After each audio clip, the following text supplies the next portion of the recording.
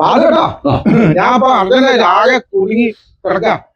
ഞാൻ ഒരു ദിക്കില് ദേഹത്തിന് ഏറ്റവും ദേഹം ഞാൻ തന്നെയാ എന്റെ കൂടെ വരാന്ന് പറഞ്ഞ വിദ്യ മുങ്ങി. അത് ആളെ കോഴിക്കോട്ടുള്ള ഒരു വിഷ്ണുവാ. അപ്പൊ മാസേട്ടൻ വന്ന് ഇപ്പം തന്നെ ഇറങ്ങണം. എന്നിട്ട് വൈകുന്നേരം മുതൽ തുടങ്ങണം. അല്ലേ ആകെ എന്റെ പേര് പോവും. ആ ഭാഗത്തേക്ക് പിന്നെ എനിക്ക് പോകാൻ പറ്റാണ്ടാവും. എനിക്ക് നിങ്ങൾ എന്ത് പറഞ്ഞാലും വയ്യ. എനിക്ക് ഇന്ന് വരാൻ നേരമില്ല, പാവില്ല. മാസേട്ടാ അങ്ങനെ പറയരുത്, എന്നെ രക്ഷിക്കണം. ഓഹോ അങ്ങനെയാണ്. താൻ ഇരിക്കുക, ഞാൻ പെട്ടെന്ന് അകത്ത് പോയിട്ട് വരാം. ആവൂ സന്തോഷം, രക്ഷപ്പെട്ടു. ഇയാള് വരികയായിരിക്കും. ആവൂ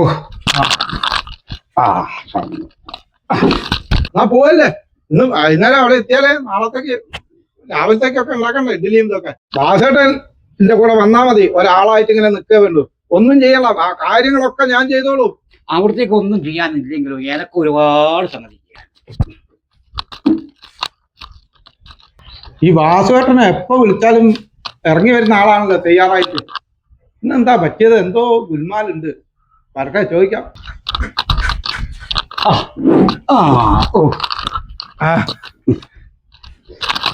എന്താ വാസേട്ടാ ഇറങ്ങല്ലേ? നിനക്ക് ഏത് പ്രകാരത്തിലും വരാൻ പറ്റില്ല. അതെന്താ വാസേട്ടാ? ഞാൻ വന്ന അവിടുത്തെ ജോലി ഇരട്ടിയാവും. വാസേട്ടന്റെ കൂടെ വന്നാ മതി. എന്നിട്ട് ഇവിടെ ഇരിക്കുന്നില്ലേ, ഇതേപോലെ അവിടെ ഇരുന്നാ മതി. ഒന്നും ചെയ്യണ്ട. ഈ പൈസ നോക്കൂലി ഞാൻ തരാം. ആശാനായിട്ടുള്ള പൈസ വേറെയും തരും. പോരെ? താൻ എന്ത് പറഞ്ഞിട്ടും കാര്യമില്ല. എനിക്ക് പ്രകമ്പനം കടുക്കാനാവില്ല. എത്ര പ്രലോഭിപ്പിച്ചിട്ടും കാര്യവുമില്ല. പ്രകമ്പനം എനിക്ക് തടുക്കാനാവില്ല. വാസേട്ടനകത്തെന്തോ ഒളിപ്പിച്ചു വെച്ചിട്ടുണ്ട്. അല്ലെങ്കിൽ ഇങ്ങനെ ഒരു കള്ളക്കളി കളിക്കേണ്ട ആവശ്യമില്ലല്ലോ. താൻ ഇതുവരെയും പോയില്ലേ? ഞാൻ അവിടെ ഒറ്റയ്ക്ക് പോയിട്ട് എന്താക്കാനാ? അതല്ല വാസേട്ടൻ എന്താ ഇടയ്ക്കിടയ്ക്ക് ആത്തേക്കും പുറത്തേക്കും ഓടിക്കളിക്കുന്നത്? താൻ ജയന്റെ ആട്ടക്കലാശം കണ്ടിട്ടുണ്ടോ? ഇല്ല. ഓളുകൾക്കും കണ്ടിട്ടുണ്ടോ?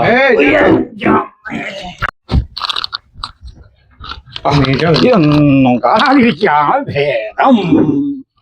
വാസേട്ടാ എന്താ പറ്റിയെന്നെങ്കിലും പറയൂ. എന്തായാലും ഞാനിപ്പോ സമയം ഇവിടെ ഇരിക്കുന്നു. മുടുക്ക ഇത് വേറെയാ കാര്യം. ഇത് വൈദ്യരൊക്കെ പോയി ശോധനന്റെ വിഷയമാണ്. ആവണക്കെണ്ണ ഒരു ട്രിപ്പ് കഴിച്ചു. പിന്നെ അതൊന്നും യാതൊരു വ്യത്യാസമൊന്നുമില്ല. പിന്നെ കുറച്ച് കൂടുതൽ കൊണ്ട് കഴിച്ചു. അതിപ്പം എന്നാ പിന്നെ കോളിളക്കം തന്നെയാണ്. പറയാനോ നിക്കൂ. അയ്യോ നിനക്ക് തീരെ വയ്യ. ഇനി വേറെ ആവാ ആരാച്ചാ അന്വേഷിച്ചോളൂ. അപ്പൊ ചാകരയും തുടങ്ങിയില്ലേ? ഞാനാ നടക്കട്ടെ.